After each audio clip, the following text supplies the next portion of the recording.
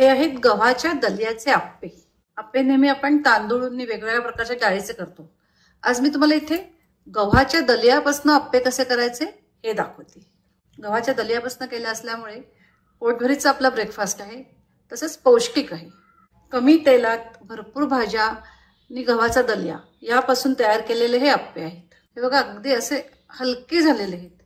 तुम्हाला मी एक तोडून दाखवते। हे बघा आतनं पण बघा त्याला अशी छान जाळी आलेली आहे।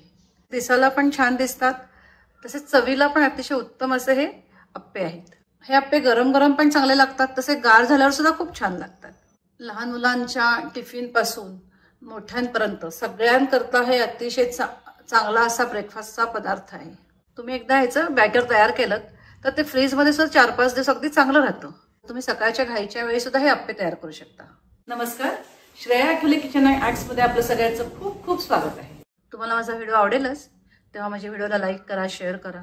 जर तुम्ही अजून सबस्क्राईब केलं नसेल तर प्लीज सबस्क्राईब करा, बेल आयकॉन प्रेस करा। आता आप्पे करूया। गव्हाच्या दलियाचे आप्पे करतोय। त्याच्याकरता 1 कप गव्हाचा दलिया घेतलेला आहे। थोडा जाडसर असा दलिया आहे। त्याच्याकरता हा दलिया मी मिक्सरमधनं फिरवून घेते। आपल्याला याची फाईन पावडर वगैरे करायची नाहीये, तर थोडासा बारीक करून घ्यायचा आहे। मिक्सर ऑन ऑफ करत हा दलिया मी 10-15 सेकंद फिरवून घेते। एक मोठा बाउल घेतलाय, त्याच्यामध्ये हा दलिया घेते, जरा बारीक करून घेतलाय। आता ह्याच्यामध्ये अर्धा कप बारीक रवा घालते। हे मिक्स करूया। आता ह्याच्यामध्ये 1 कप दही घालायचं आहे। छान ह्याच्यात मिक्स करूया। आता ह्याच्यामध्ये आपल्याला पाणी मिक्स करायचं आहे। पाणी दह्याच्या कपातच घेतलेलं आहे। आता आधी अर्धा कपच घालते, ते व्यवस्थित मिक्स करून घेऊया। अजून पाव कप घालते। आता हे सगळं मिक्स करू। 3/4 कप पाणी मिक्स केलेलं आहे। रवा दलिया दोन्ही हे फुगतं, त्याच्याकरता असं इतपत सैल पाहिजे।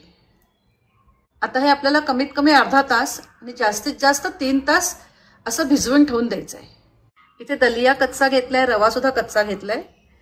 त्याच्याकरता हे जेवढा वेळ जास्त भिजेल तेवढं चांगलं। आता हे 2 ते 3 तास चांगलं भिजू दे, मग पुढची प्रोसेस करूया। जवळजवळ 3 तास झालेले आहेत।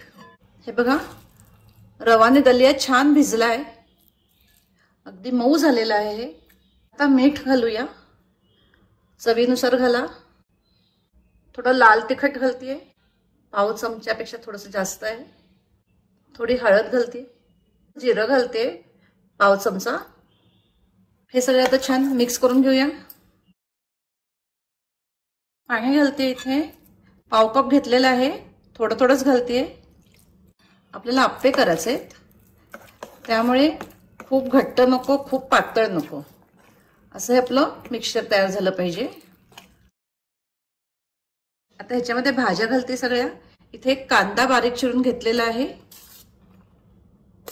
किसून घेतलेला कोबी आहे, एक लहान गाजर किसून घेतलेला आहे, थोडी कोथिंबीर बारीक चिरून घेतलेली आहे, एक हिरवी मिरची बारीक चिरून घेतलेली आहे। हिरवी मिरची ऑप्शनल आहे, तुम्ही तुमच्या आवडीनुसार ह्याच्यात भाज्या घालू शकता।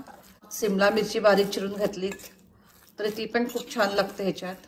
आता ह्याच्यात मगाशी जे घेतलं होतं ना पाणी, ते उरलेलं पाणी मिक्स करूया।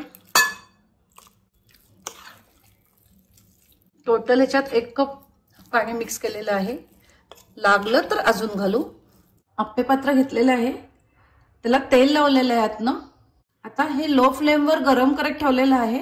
नेहमी आपण आप्पे करतो तेव्हा मधले जे आप्पे असतात ते करपतात, त्याच्याकरता मी कायम ह्याच्या खाली असा तवा घालते, त्यामुळे मधले आप्पे करपत नाहीत, सगळे एकसारखे भाजले जातात।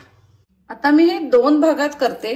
आपल्याला ह्याच्यात इनो घालायचं आहे, त्यामुळे सगळ्यात एकदम इनो घालत नाही, दोन्हीकडे हाफ हाफ असं केलेलं आहे। अर्धा चमचा किंवा अर्धा टीस्पून इनो घालते, थोडंसं पाणी घालते। आता हे छान मिक्स करून घेऊया। एकदम सगळ्यात इनो नाही घालायचं, तुम्ही इनोच्या ऐवजी सोडा घातला तरी चालेल। 2 चिमूट सोडा ह्याच्यात घाला। गॅसची फ्लेम लोच आहे। या आप्पे पात्रात घालूया।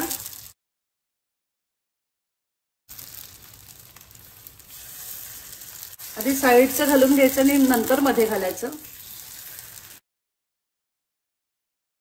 1 ते 2 मिनिटं राहू दे. आता आपल्याला लो फ्लेमवर हे आप्पे करून घ्यायचे आहेत. आता 1 मिनिटांनी बघूया. बघा किती छान फुलून असे वर आलेले आहेत. 1 मिनिट झालेलं आहे. आता बघूया, छान फुललेले आहेत. आता ह्याला वरनं थोडं तेल लावूया. ब्रशनीच लावायचं. अजून 1 मिनिट आपल्याला हे असे भाजून घ्यायचे आप्पे. आता हे सगळे आप्पे दुसऱ्या साईडनी भाजून घेऊया. चमच्याच्या अशा उलट्या बाजूनी काढून घेते. हे बघा,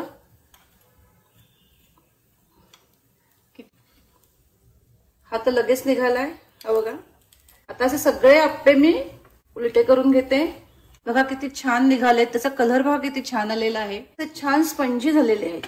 गॅस बंद करते. गॅस बंद केल्यानंतर सुद्धा हे 1 मिनिट असेच राहू देत. नंतर मग काढूया. असे अगदी हाताने निघतायत. हे बघा, सगळे आप्पे अगदी छान निघाले, छान झालेत.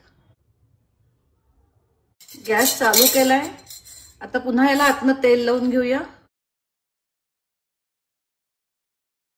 1 मिनिट आपल्याला हे झाकण ठेवून शिजवून घ्यायचंय.